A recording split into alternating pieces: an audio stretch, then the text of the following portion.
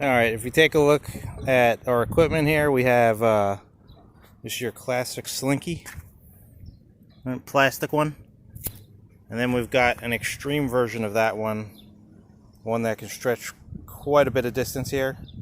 And then what I'm going to do is I'm going to attach it to the rebar here. Basically, this is not going to move at all. It's nice and sturdy. If I don't take it out in like 2 minutes, one of my kids is going to run by and trip on it. So I'm probably going to hook a decent amount on the slinky because I'm not looking to stretch it over insane distances, but we'll stretch it over a decent amount of distance. And what we're going to end up doing is sending waves through the slinky. Now this medium is what we would call a linear medium, even though it has other dimensions, because for the most part one dimension is a lot larger than the others. So what I can do is I am able to send waves through this medium itself. All I got to do is rock my arm back and forth like this. I can do different methods of doing this, so you're going to see me do it different things at some point or another, but let me just show you the motion of my first one. I'm going to do what I would call single pulse here, and that's starting here, coming back, and then back to the starting point like that. And I'm going to do it in a continuous motion. So one single pulse through a medium is going to end up looking like this. And what you see is that the wave can travel through the medium. You may also notice that it bounces off the rebar, which is our barrier, and sends it back over to here. So send a bigger pulse here, ends up coming back.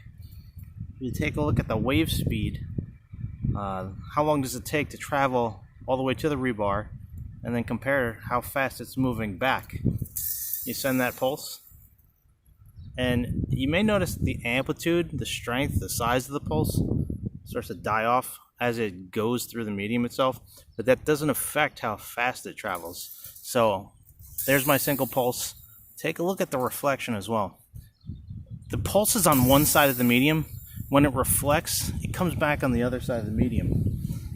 After that, I'm able to do the opposite motion. Start here, come back here, back to where I started. That's a single pulse as well, but that sends it on the other side of the medium as opposed to this side of the medium. So I'm able to send it on whatever side of the medium that I want to. And on our fixed boundary, which is what that rebar is, it's always going to reflect on the opposite side. You're going to see on the simulation that if it's free to move, like if I attach a string to the end of the slinky there, it's actually going to have a different type of reflection that goes on the same side, but you'll be able to see that in the simulation. The other thing I want to do is I want to show you what a sine wave pulse would look like. Right, so I'll start here, I'll go to here, I'll go past where I started, and then I'll go back to where I am. So the motion's going to look like this, but I'm going to do a single sine wave, which would be like that.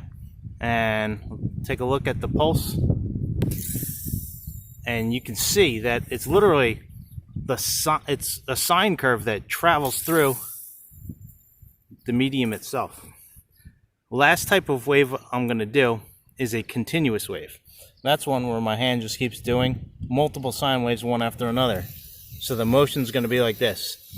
And if I'll do it at this rate, and you can see we got waves traveling through. They're actually reflecting off the barrier itself as well, but you're really not seeing that. You're probably just seeing the waves moving away from me. And I can do it slowly, or I could do it more rapidly. This would be a high frequency. This would be a low frequency. So you see different characteristics of these waves as we send them through the medium itself. All right. After this, maybe we'll take a look at how we can do some different types of waves and maybe how we can interact them with each other.